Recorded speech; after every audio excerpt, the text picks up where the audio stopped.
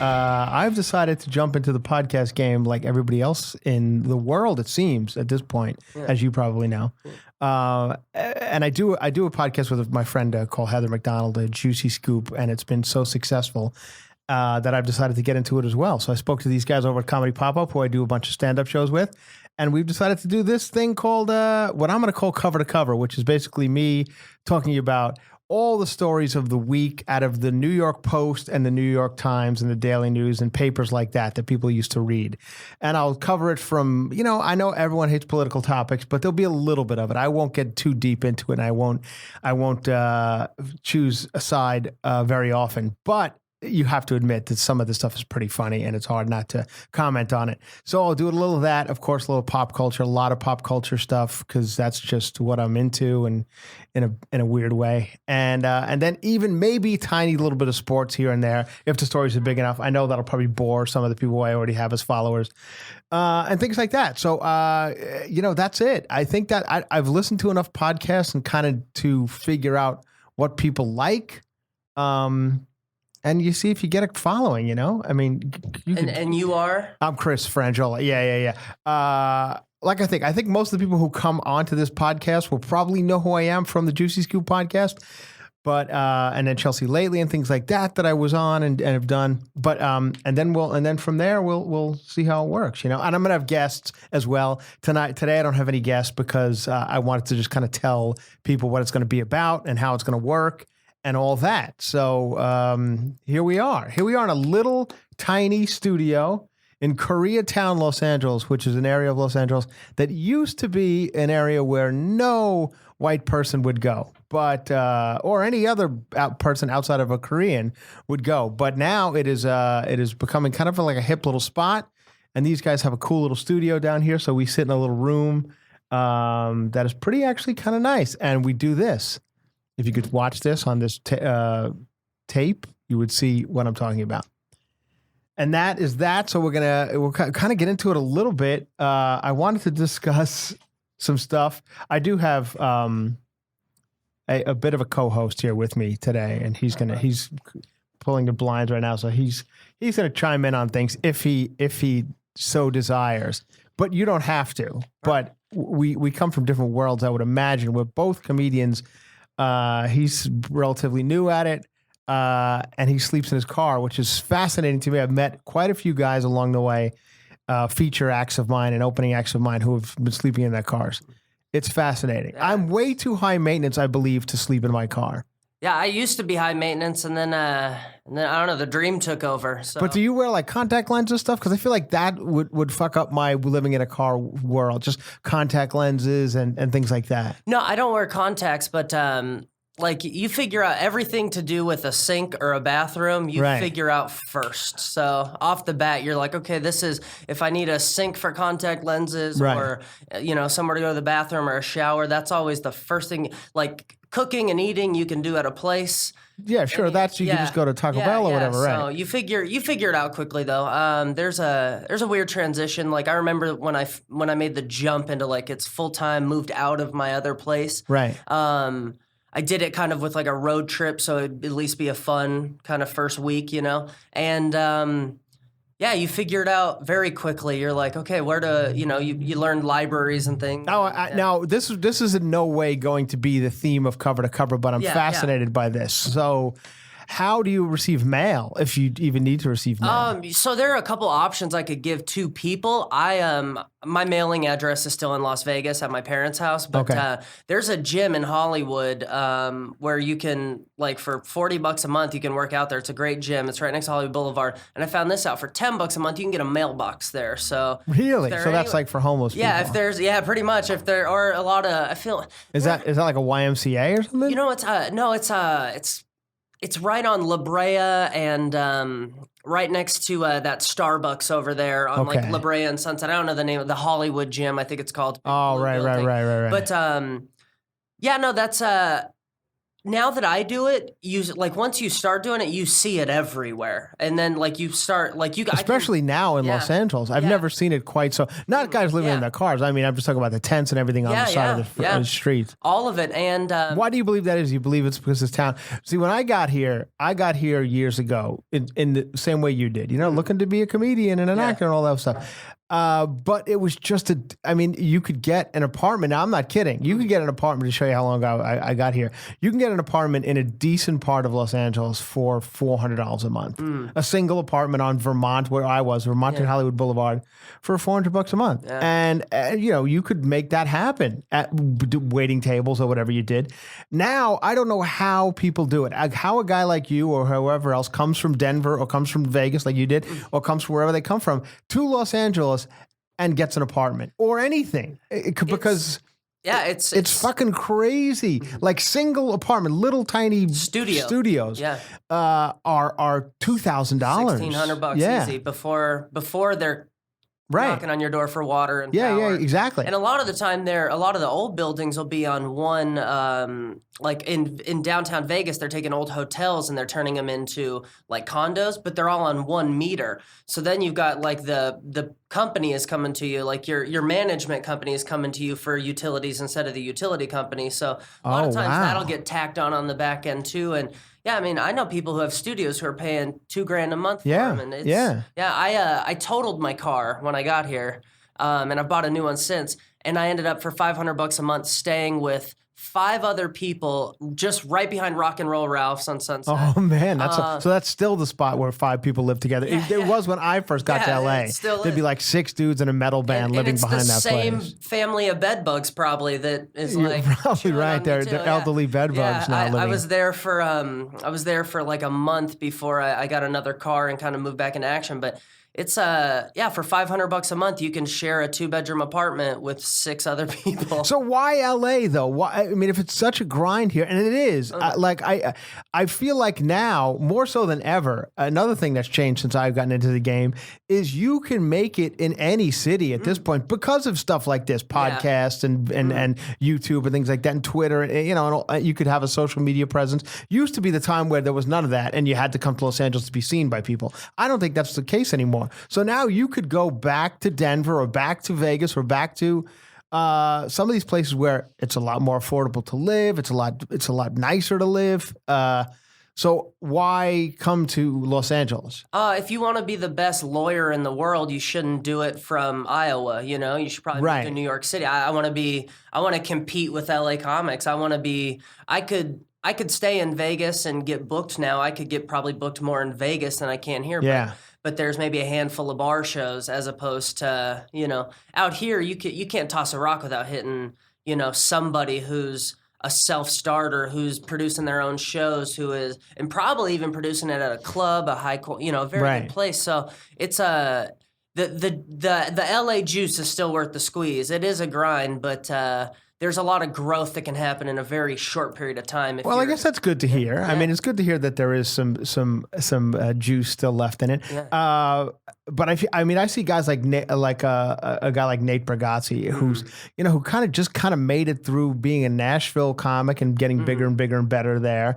Went to New York for a little bit, and even a guy like, I don't know if you know Dusty Slay. Dusty Slay. I just met him at the Improv last week. He's great. He's real funny guy. He features for me a little bit on the road here and there, but real funny guy, and a guy who's really never come to New York or LA, but he's been on Fallon twice and Kimmel once, and so it's great to see guys like that, because that didn't used to be. You had to be here or New York and to make it. Yeah. So anyway, that's good to hear, man. But I good luck to you, because it seems like a real grind out here now, and it sucks. It sucks that it's become that way.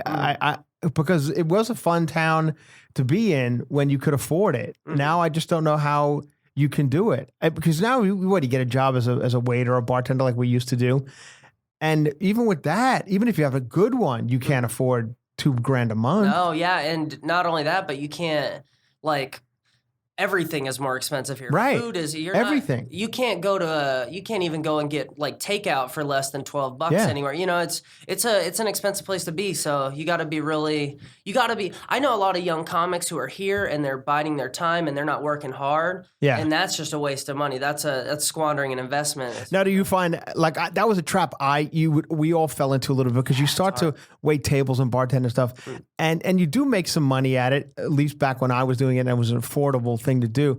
You know, then you would start getting caught up in that world. You're like, well, shit, I'm making $400 a night. Yeah. Why go do an open mic when I don't have to? Yeah. And I feel like I see a lot of guys fall into that world. Yeah. Well, and service industry, and this is big money town. So, like, if you get a good job at a good restaurant, people drop a couple $100 on you, you know. No kidding. Yeah. And I mean, I know guys still. I mean, when I was a bartender out here up on Sunset Boulevard years ago, I mean, I was making $700 a night. I mean, that's huge money. Yeah. Oh. So no taxes and all that. It was just great. And then you get caught up in it. You know, you're there till 2 o'clock in the morning, da-da-da-da-da. But I mean, some guys still have a hustle. But, you know, the guys who fall by the wayside quickly need to fall by the wayside. Yeah. You know what I mean? It's good. People should peel off in this. Yeah. And yeah, you're trying to compete in the most competitive market. Right. You know, you're probably not gonna. If you want to play in the big leagues, you might not make it long. You might get cut pretty early. And good because it's a tough game. That's what makes it the big leagues, right? Yeah. Right. It's tough. It like and another thing that I pride myself on, and a lot of guys I know you do the podcast with here. You have a lot of comedians who do different podcasts from the studio. I mean, I'm a veteran road comic, and I have been for 10, 11 years, and a headliner, and at A clubs, and some B and some C at times. But I'll take the shit. And I feel like nowadays, I don't know how you feel about it, but I feel like all those guys who hang at the Comedy Store and stuff like that, which is nothing wrong with that. But those dudes who are there, on roast battle nights and stuff like that, the young guys aren't focusing enough on becoming a road comic, which is where you ultimately want to be because the money will always be good. Yeah, you build your audience. And you build your audience and you have your hour. So I feel it's almost a little bit, maybe I'm wrong because I don't really hang in that world much anymore, the new guy world. But I feel like it's almost frowned upon to be out there at the Funny Bone in Omaha on a weekend, but it's great. You're getting 7 minutes here, 8 minutes there, 10 minutes here, in a room that maybe they're listening, maybe they're not. But you go out on the road featuring or even opening, at a Funny Bone in Omaha, you're getting an attentive audience 5 nights a week in most cases, and you're probably doing 5 shows. And you're just building and building and building, and you're hearing material that works outside of Los Angeles, which is a lot of stuff works. People take for granted. Yeah, that doesn't work here. Yeah. You can't go.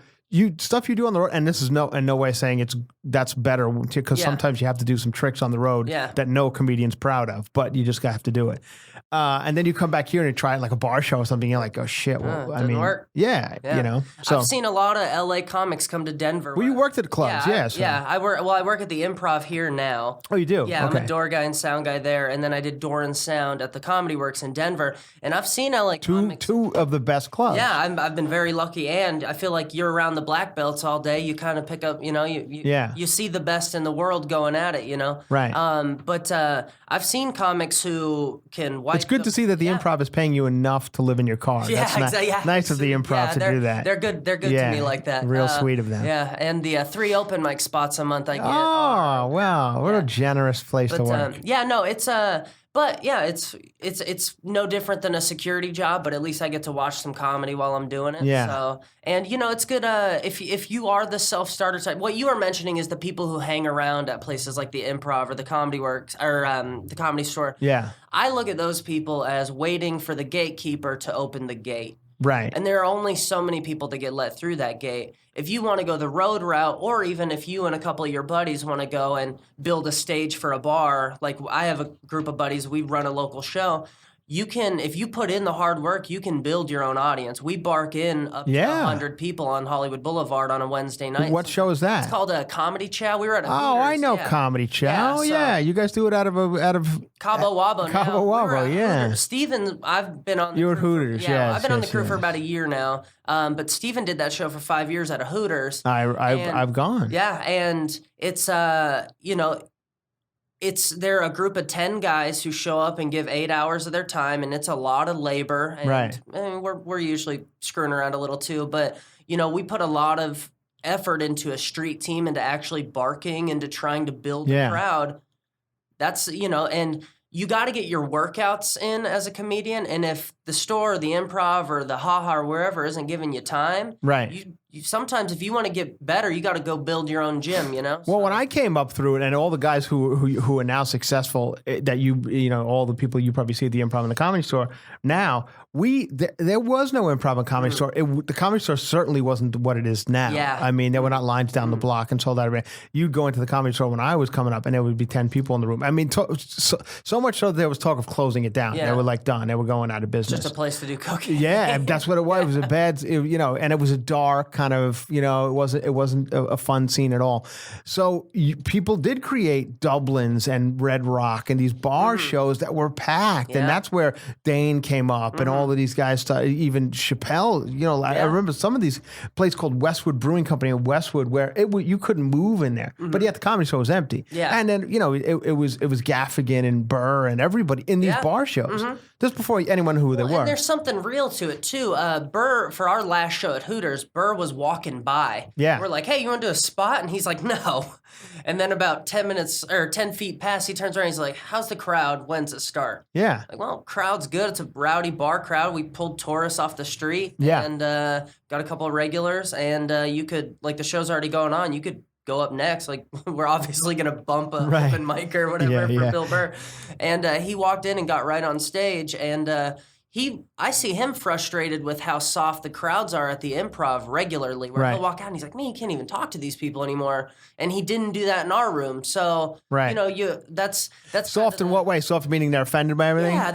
They're very, they don't want to hear it. Do you feel that to be true? Because I feel it's a bit, I feel like it's a bit of a, I see it both sides. I feel like it's a bit of a cop-out sometimes. Like, well, people are offended because you're an asshole. Like, they should be offended. Some of the shit you're doing is offensive. Yeah. Like, that doesn't make them pussies. You're offensive. Yeah. And I've seen that. And I'm like, well, just because you're a comedian doesn't necessarily mean you can say whatever the fuck you want. I know you can, but there are going to be repercussions to doing such things. And you have to be, like, I mean, I'm from Vegas. I'm a dark bar comic. You can be dark. You just have to be good. Or you can talk about stuff people don't want to hear. You just got to, Right. I mean, Jesselnick's dark, but Jesselnick's likable on stage. Yeah, exactly. It's hard. That's a hard line to walk to, where you're like the likable asshole who's really dark. Like, he does it very well. Well, I think the key for, now we're doing a comedy podcast, which is exactly what I want to do. We can kick off the... No, it's fine. I'm enjoying this. Yeah. Likability on stage is the key to. I don't give a shit what your material is, but if you're not likable on stage, fuck it. Nobody. It just they're not cluing in from the word first thing you say. Then you're screwed. Yeah. So I mean, I feel like that's the key. Yeah. I mean, you look at the comedians you like. Any of them, they're just kind of likable on stage for whatever reason. I don't know. Just the why. way they stand. It's all infectious. that stuff. It's like and that's stuff that comes with time. You just become more comfortable with yourself. That's a huge part of it. It's a good time. Anyway, did you see A Star Is Born? I did not. No, you don't go to the movies, right? No, I did. I went and saw Bad Times at the El Royale the other day. How was that? Phenomenal. Really? Phenomenal, like, do you go to a lot of movies, or is it phenomenal like I just was excited that I was out of my car? No, I don't go to a lot of movies. My girlfriend's an actress. Okay. So she goes to a lot of movies. I've been going with her a little bit. That, from a storyteller, from someone who I like things where they build an atmosphere. It's not just like, it's not present day New York. This is the world we're setting up for this story to take place. Okay. And it was very involved. It was almost Tarantino-esque, where it's like everything was done to the level that they wanted it done. Like down to the logos, it was a complete world that they built to tell a story. That's cool. And they told, like, it's kind of like the movie Crash or something where there's like 8 stories kind of taking place and they all converge on one point. But they kept a lot of the characters and who they are kind of a mystery, and it was cool. I mean, there's like a kind of a take on like an old what's the Charles Manson-y kind of guy. Yeah. If you're smart, you can pick in a lot of the they're kind of talking about the Kennedys and possibly Watergate. So it takes place today. It's like a 60s, 70s? Yeah. It's like I think it's like early 70s is when it takes place. Oh, okay. And there's like all these characters. There's a lot of really compelling characters, and they tell a bunch of stories. And it's a long movie. It's 2 hours and 20 minutes. Yeah. But they draw it together nicely. And where did you meet your girlfriend, an actress here in Los Angeles? I met her on the Tinder machine. Yeah. Tinder or Bumble? Tinder. Why Tinder? I don't know, man. It's Tinder's fun. You're a handsome guy, though. I mean, you should have no trouble like getting girls. Yeah, but I also wasn't looking for a girlfriend. But you were. You were on Tinder. No. What were you looking for? So you just looked to hook up? Yeah, I was looking for something a little more casual. Now, was that the hookup one? It started out that way. I actually talk about that in my act a little bit. Is that Tinder now is like a dating. Wait, you talk about Tinder in your act? Every fucking comedian talks about Tinder. I try to tone it down a little bit. That's kind of where I go with it. Is that now it is a dating app. It used to be the hookup app, and now it's the dating. I know. Well, everybody, the world has gone soft. Now, a lot of people are gonna like, where'd you meet Dad, Mom, and Bumble, Tinder, wherever, which is fine. Yeah. But I feel like hooking up has gotten a bad reputation, and it's always been fun. Yeah. Like, does anyone really regret their hookup years? We've all had them. You don't know what you want until you go and see what's out there, right? I agree. Anyway, Well, that's fun. Star is Born is on our list. We're going to go see that. I'm a huge fan of singer-songwriter. Oh, well, you'll love it if you're a singer-songwriter guy. Yeah, it's interesting. I mean, people love it. You know, like they're like Oscars, and Lady Gaga's very good. She's a good actress. But of course she's a good actress. She's been a performer for years. Yeah. It's not, I think it's very hard for someone who's doing like a character, basically. Yeah. In her Gaga as a character, for her to move to acting is pretty easy, I believe. What I believe about anytime a musician goes into movies, like Beyonce has, and even Mariah Carey has, and a lot of these people have, and then they don't do it very often. They're kind of done after a little while. And I believe it's boring for them. Like if you're a musician who's on the road doing giant concerts one night and then getting out of town and getting on a bus and heading to another crowded of 40,000 people screaming for your name, being on a set of a movie has got to be so boring. Boring, yeah. Waiting to do 30 seconds and then waiting again. So I feel like they're actually like, yeah, why would I do that? And the accomplishment is so far out too. You got to wait for post-production, right? You're not getting any instance, which is the thing about stand-up that I always loved, because that's why, like a lot of these guys you'll see when they become, not so much anymore, but when a guy became successful back in the a few years ago, when they went from stand-up to TV or whatever, they were done with. They never went back to stand up again. Eddie Murphy's, my boss, Chelsea Handler. They were done with stand up, and I was like, well, why would you be? Now you could walk in any club and. Well, and those guys working at the Improv, those guys pop their head in all the time, and it's a muscle that atrophies just like any muscle. You know, if you don't sing for 20 years, then you try to go back on tour, your voice is going to be shot. And you see some of these guys who are legendary who come in who it's kind of like the old like LeBron Jordan thing where it's like, man, if you want to swim with the current now, you start stretching before you just jump on in, you know, and you see it. And I feel like a lot of people that do leave stand-up, they always regret it later. Like, man, I should have kept that muscle sharp because it's fun. It's fun. And then when you're done making movies, you're like, man, I got nothing to do. I'm going to go hang out at the Improv. Right. And you're not who you were, But it's cool, too, is seeing some of those guys come back and really which they're all, I see a lot of them coming back now. And I think that has to do with like Netflix, and things like that, which is interesting. I mean, like guys like Jeremy Piven and stuff, I guess I feel like you have to work, and I think he knows that, what I've heard. I don't really know the guy, but. I heard about, he did Jeff Dye's podcast recently. Yeah. And I was talking about it with another door guy the other day that he seems to be taking it seriously and understanding of the undertaking. Yeah. Well, it's really easy to take it seriously when you're headlining the moment you started. But I'm seeing the Jackass guys coming around, and like I saw Wee Man do his first set, and Steve-O's starting to do it, and Steve-O's been doing it for a while now. I mean he's at I saw Wee Man do his first like Kill Tony spot at the store, and you just see people who, I mean, it's we're drawing entertainers from other venues and other fields. Right, which I feel like as comedians we should all band together and make it a little bit harder to get into this club. I think make them earn it a little. Yeah, we let everyone in it, they don't let us in. So why should we let them in? But the name of the game with clubs is who can draw. So they're letting. I understand that. I get it. YouTube stars who can sell 200 seats. Sure, I mean they're a business like any other. I get it. Yeah, but eventually they'll fuck themselves over because. People will come to those shows, and they have. I'm on the road. I'm on the road every weekend, and these people will tell you they're like, we went to see blah blah last week, and it was terrible. Yeah. So those people come back for people like me and whoever else. Yeah. But some of them don't. Some of them like, you know what? Fuck it. A comedy club's terrible. I'm not going back there. Yeah. And so if they go see Dustin Diamond or Screech or whatever, and it sucks, well, I mean, but that guy's out on the fucking road, and people go, man, and it fucks it up for the rest of us. I mean, hey, I'm not begrudging the guy. Well, and the thing, like you see, it's very apparent though when you see a YouTube sensation who's got a writer. And they're like in the back, like going over what his hour is going to be. And you're like, you make 15-minute videos in chunks. Have you ever done an hour? An hour on stage is fucking hard, man. I'm nowhere near it. Yeah, and it's hard. And it's hard to be entertaining and to find where the lulls have to be and where the highs and the low.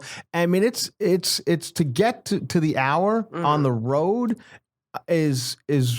There's probably 200 people who do it. It's a 10-year pursuit. Yeah. You got to reach mastery. And you see it with them. They'll sell 200 tickets and they have a built-in crowd of people there to see them. They are invested in that person's thoughts and what they're going to say. Who, though? Who? Like, I keep hearing this, and I'm out on the road, like I said, and I'm at the A clubs. I'm at the Funny Bones and the Improvs and above every weekend. And I see the posters of the people coming. And I don't see YouTube stars. I see headlining. I see Kreischer and I see those guys. So everyone keeps telling me they're hiring YouTube stars. I'm like, but where? Where? I don't do the road. You guys don't put up YouTube stars at the Improv, do you? Yeah, we have live podcasts who can sell. If you could sell 200 well, that's tickets, different. Yeah, kind of. So I don't want to call anyone out, but there's like some person who had like a cooking channel and they were kind of like comedic relief. And you see that person sell out 2 shows. And they're like literally going over their material in the green room with their writer. And 15 minutes in, it's starting to taper. 15. And then at 30, you're at 20 even, they're sweating. They're doing anyway. And at 45, anybody have any questions? Like, well, because what people also don't know is how 2 minutes is a long fucking time when you're on stage. 3 minutes, 5 minutes. You think that sounds like content, right? Yeah, something. So, anyway, we could go through it, but so Star is Born. Anyway, it's interesting. See it, you would like it. It's good. I didn't find it great, but I know people have. Bradley Cooper's good. He's basically doing a Chris Christopherson impression, which is it's a remake of the Chris. I guess it's been made 4 times now in Hollywood, but check it out. I'm glad you go to the movies. Yeah. Now, how did you get a girlfriend on Tinder and where you live in a car? Because isn't there a point where they're like, "Oh, come on, you know what? Yeah, but you're still a young guy." Well, it's funny is I put it in the profile like, I live in my car, and you'd be surprised how many people like when you say comedian living in their car, they go, "That's a joke." Right. It's like I gave you the red flag up front. Yeah. But no, she we met on there and we just went and hung out and. We started talking and how long have you been dating? Since February. I had a stroke in February and about a week after we started dating. A stroke? Yeah. I was in a jiu-jitsu class and ended up in a weird position and exercising is not good. It's not good. It's not good. And she actually took me to the hospital. Her dad's an ER doctor in Florida. And she called him, and he's like, "Oh, you must be thrilled about this relationship." He doesn't know that I live in my car, but she's classically trained actress, so she's been in it a while. So her dad kind of knows the path for like her brother is a doctor, also her sister's an attorney, and she's the actress. She's the spoiled young actress in the family. Yeah, but she's let's go back to the stroke. Oh yeah. So I had a stroke. She took. Yeah, I don't know what. But you're showing no signs of stroke. So I had 3 days in the hospital. I couldn't walk. So I had a stroke on the mat in jiu-jitsu, and jiu-jitsu is a thing that takes place on the floor. Right. So as I stood up, and I felt weird. My weight was weird, and like things were happening. Things felt a little differently while rolling, but it wasn't until I stood up and realized that I couldn't walk. and my left arm, I couldn't use it either. Like if I went to point that way, my arm would just shoot out here, about to the 10 o'clock instead of the midnight if I was telling it to go midnight. And so wait a minute, what is that from? Like a pinch of nerve? So I have, if you have your arterial wall, I got a tear inside the wall, so it didn't cause any bleeding moving outside of the. It was a tear inside the wall of the artery. So you have to go to the hospital. Not anymore, yeah. But what happened was essentially the damage that caused the break in the wall also caused a very quick. It's a stoppage of blood flow. But you're taken to the hospital from the jiu-jitsu class. Oh, yeah. Oh, so, an ambulance comes. Yeah, no. Because I'm going to get to something on this. No, she drives me. So your girlfriend comes and gets you and drives you to the class. You go to an emergency room. Yeah, not immediately. I started with. Now, why not immediately? Because you can't afford it. Because I don't have insurance. This is what I'm trying to get at. Yeah. Okay. Yeah. Okay. So you're like, fuck it. I can't afford this. I have to be talked into a life of debt or 7 years. I know. I believe as you travel, you've been to spend some time in Denver and Vegas and blah, blah, blah. You see a lot of people who walk around constantly injured. Everybody's limping. Anybody over 50's got some sort of limp or some sort of thing on their, ace bandage or some shit. And I believe that's the reason why, because nobody had good insurance and they just said, fuck it, let it heal naturally. And everybody has some sort of gimp or limp now because of that. Yeah. Unless you're rich, those are the people who are walking upright, enjoying their day. But those are the people who are getting all the inflammation in their diet too, and they're probably falling apart also a little bit too. I feel like high living, hurts the body. So now you have the stroke. You eventually go to the emergency room. Yeah. How do you afford this? So now you fucked the rest of your life. You got a $90,000 bill. Kaiser Permanente is where I went, and walking in. Kaiser Permanente is a great company. They have pretty much their own insurance company. You get on plan with Kaiser. It's almost like a membership to. But you have to pay. So what they did was I came in and they said they were going to I was telling them because they're trying to put me on, medication, all this. And I was like, no. If it's for pain, I'm a tough young man. I'll stick it out. I don't want to pay for your painkillers. Right. And they informed me off the bat because I didn't know it was a stroke yet because I could walk. I just not well. Like I'm kind of sliding my feet along the ground. I walk myself in. Yeah. And they look at me and they're like, oh, left side. Can't use his left arm. He's fallen left. They knew right away it was a stroke. My girlfriend's dad knew too, but no one. They were just like, just take him and let no one wanted to break the news to me, Sure. So, but how old of a guy are you? I'm 26. Okay. So I'll be 27 in 2 months. This happened shortly after my 26th birthday. And I walk in and I start telling them that I don't want drugs for pain management and that I'll be fine. And they kind of let me know off the bat, like, you don't get to tell us what you get. We think you're a little more screwed than you realize you are. Right. And, we'll handle your care essentially. And they told me it was going to be a full ride visit is what they told. They're like, you get the full ride. And then they brought later a paper to me and had me fill it out and it asked for my social. So I'm like, is this a loan? What are you doing? And they're like, no, it's a credit check, but just trust us here, like, right. And they brought it back and they're like, well, you got approved. What we're going to do is we're going to write off any medical expense you have for a month off on our taxes. So pretty much they told me if you need medication, surgery, whatever it may be, 30 nights in the hospital on a month-to-month basis, we'll figure it out as you go. You have access to us for a month for anything you need for free. And they wrote off my medical expenses. What's the catch? You eventually have to sign up for Kaiser Permanente for $900 a month. No, nothing. No catch. Really? I'm the luck. My cousin just had an appendix burst in Vegas, and he's going to have to declare bankruptcy at some point in time. He can't afford it. He's fucked. I'm sorry. I don't know if how you are. No, fucked is fine. But he is fucked. I agree. It's crazy. Yeah. And so I had 3 days where I couldn't walk, and I walked in. So I knew, and I come from a big physical training background, so I know like there's atrophy there, but it's not impossible. There's a route back. I just got to figure it out. Yeah. And my parents drove down from Vegas, and I was in the hospital 3 days. I got out, and I was back to walking within a couple days. And it took a few days of almost kind of like boxing drills to get my hand back to where it was.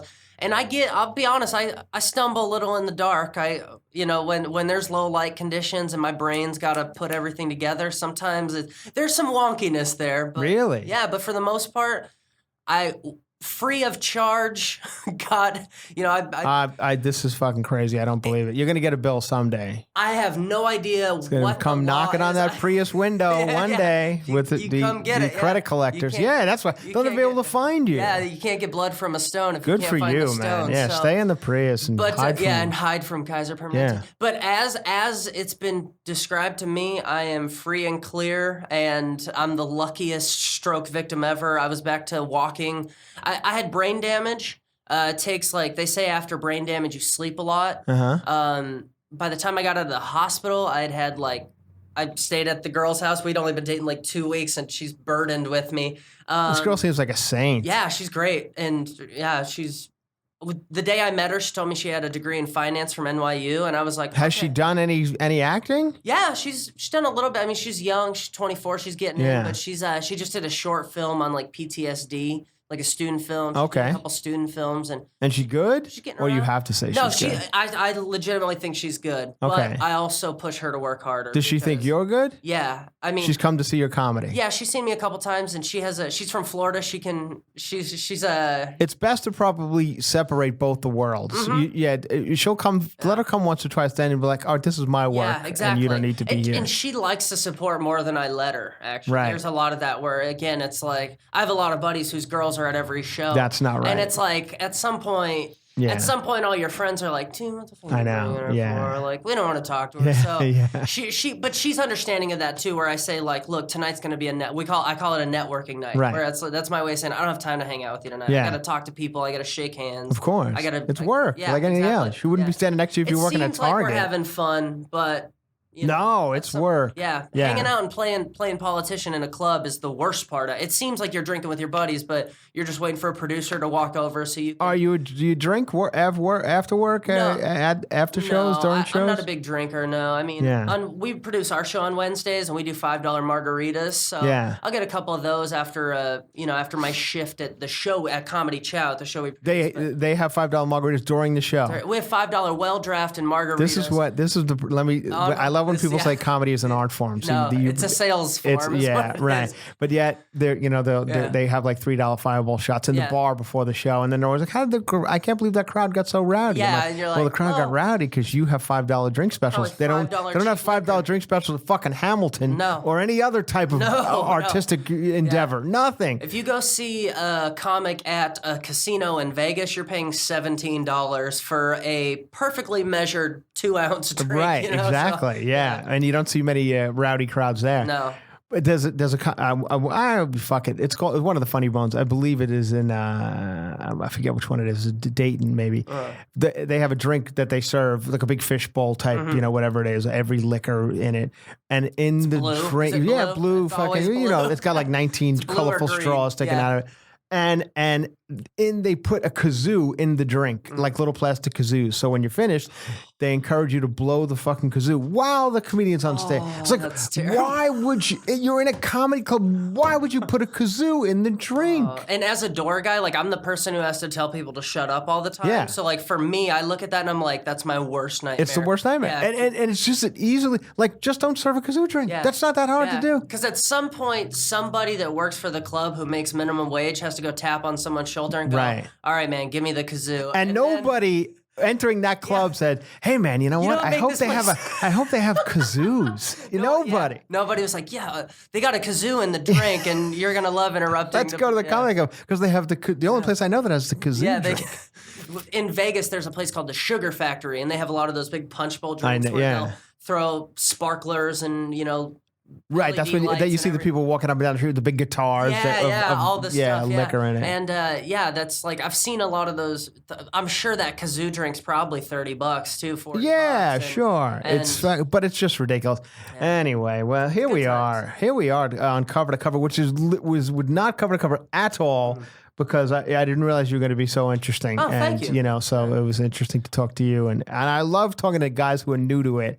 And I'm fascinated about why you've chosen this path and how and what's the ultimate goal? Ultimately, you'd like to do what? You want to be Jimmy Fallon? No, or do you want to be Bill Burr? Road guy. Road guy. If I could get into all the clubs that I admire, right, and get a weekend a year there, my goal. I used to be a conventions manager at the Cosmopolitan in Vegas, and I made really good money. And at some point, I woke up and was like, I got to do something different, anything different. And I quit my job to go kind of figure out what exactly it was to do, and found comedy pretty quickly, and I just realized, okay, for me, success will be $30,000 a year on a stage is better. I mean, coming from Vegas, we don't pay state income tax, so that's $30,000 a year. There is the 45, 50 of most places. But with my upbringing, I was saying $30,000 a year on stage is better than $100,000 a year in a cubicle. Let's figure out how to make Agreed. Yeah. And that's where it's kind of been running from my old corporate America. Do you work clean or no? No, not at all. How dirty? I'm dark more than I'm not dirty. I'm dark. I like to poke and prod, and I like to get not political, but I call it topical. I don't use like what? What are you covering? Covering the horseface incident? Have you heard about the horseface incident? I haven't heard about horseface, no. Oh, well, Trump tweeted yesterday, the day before yesterday, that, Stormy Daniels, I guess the Stormy Daniels case was overturned. And now, so he called her a horseface? He felt free to tweet that finally this horseface is off my back and blah, blah, blah, blah. I hope someday I can afford the ugliest of $100,000 prostitutes. Well, also the thing is, honestly don't really find her ugly at all. I think she's kind of an attractive lady. And secondly, even Trump could fuck up money. Even Trump could fuck up a good insult because she's many things. She doesn't have a horse face at all. Yeah. There are a lot of horse face people in the world. I'm one of them. Yeah. So to call her a horse face, you even fuck that up. Yeah. She's not a horse face. There's many other things you could have called her that would be just as shitty and probably more accurate. And more accurate. And no matter whoever is tuning into his Instagram, at some point you have to admit that you're watching the spectacle. Why is no one's tuning in going I think we're going to get a real honest look on the geopolitical. But something's got to change. When did we become listen? I hate to get too because I understand people's. I understand why people like the guy. I get it. I understand. Yeah. Some people are downtrodden and they feel like they're not being heard, and this guy is speaking to them. I understand, but when you start getting into and encouraging and thinking it's great, I see people on Twitter after he called her a horseface, she's a porn star. Fuck her. I'm like, well, I mean, you don't watch porn? What type of world are we living in with that type of hatred is being fucking fast? And I know it's out there. That's what I talk about on stage. Right. That part is what is I don't even like to say Trump's name when I'm on stage because it's just people are just instantly. It brings the energy down. And it doesn't pay off because you're now everyone's in a weird fucking mood and for no reason. And if everyone in the world is trying to make jokes about one guy, every joke has been made. Totally. But so for me, topical will be I'll talk about the fake news phenomenon. Right. And I'll make jokes about why are we tuning into fake news, or why should we be or shouldn't we be, or kind of the end of the joke will kind of be spinning the accountability back to if you're the one falling for fake news, you're the dumb guy. You can't at some point if you're going to keep reading BS, you wouldn't pick up the Inquirer and be I believe what I'm getting. So that's kind of where I try to go. But we all knew, what I feel about the fake news thing now is we all knew the Inquirer was a bit of a bullshit tidbit. That was kind of the thing. That's what I thought. But now they're squeaking it in. Listen, I'm not fooled by it, but I understand. This is a fucking big dumb country, man.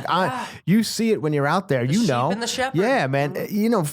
Out here in Los Angeles and some of the other places, Denver and the bigger cities, it's fine. Even there's dumb people here too. Not saying there's not. But you get to some places where they're all dumb. They're dumb, man, and all dumb. It's not necessarily a bad thing. Dumb and that's not, in those not cases. Dumb left or dumb right. That's just dumb. Just dumb. Yeah. You gotta be, and that's ultimately what it is. Is those people who are just as ready for change now. they're losers and they're going to be ready to go hard left or hard right at any point. Right. They're just looking to not be losers anymore. And at some point you have to realize if you never could get out of that situation, you're going to be a loser. Like, I understand that people like the economy's never been better and we call tradition like, oh, there's tradition. My grandfather worked this plot of land. Your grandfather worked that land so you could get the fuck out of Bettendorf or wherever you're at. So, that's the dumb people, I think. They're falling for the fake news and They don't realize that they're being useful idiots. That's what, but now, and that's kind of the fake news thing. The scary part is the headline is the fake news. And then once you get to the bottom of the article, you're like, oh, that's none of what you riled me up about on the big font is even talked about in the little font, And what do you follow any of this Elizabeth Warren Indian stuff? Have you followed any of this? That she said, a couple of years ago, she said she was, well, not actually in college, she said she was 1% Indian, American Indian. I haven't, but. Anyway, so now it's come out that Donald Trump, she took one of those, 23andMe's and whatever, and it turns out she is actually 1.1 billionth percent Indian, which I believe everybody is. Whatever. Siberia, because. Yeah, but actually, I read something about it. I read an article about it that 23andMe mixes in different. They mix in Mexican and blah blah blah, some other types of blood genetic codes that we're all Indian because Mexicans can't considered Indian, so is a lot of different other things. Well, it all comes from a pinpoint somewhere. There you go. Yeah. So this has now become a big news story. This Donald Trump is saying that they're all making fun of her for saying she's Indian. Pocahontas, he called her, and all this stuff. And I mean, sometimes it is kind of funny.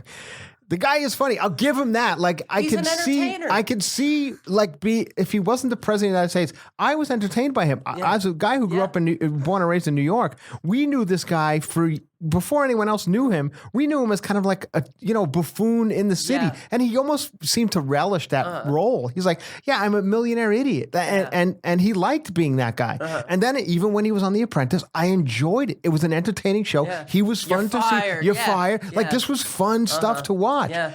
Then, you can't be surprised. That's what got him to the dance. That's what he's going to keep doing. Well, I mean, now I feel like you have to have something like that because, I mean, like the Rock's going to run and people are like, yes, do it. I'm like, whoa. Let's fucking tap the brakes on having just people Oprah is just as unqualified as Donald Trump is. That's not a good direction. Right. Let's not all go just because they're on television, they should be the president. This isn't good. The term, I forget the comic, but the term someone used a lot is it's a popularity contest. Right. So sometimes you get the popular But they're people. all fucking crazy. Yeah. Like watching that Kavanaugh thing, left and right. I'm like, these people are insane. I think they live in a bubble in that D.C. They get there. You got to be in it for years and years and years before you get to any type of, and I feel like they're surrounded by yes men and almost like a little bit we are here. Well, we are here. You get you become fucking crazy because you think this is right. You become radicalized, and that's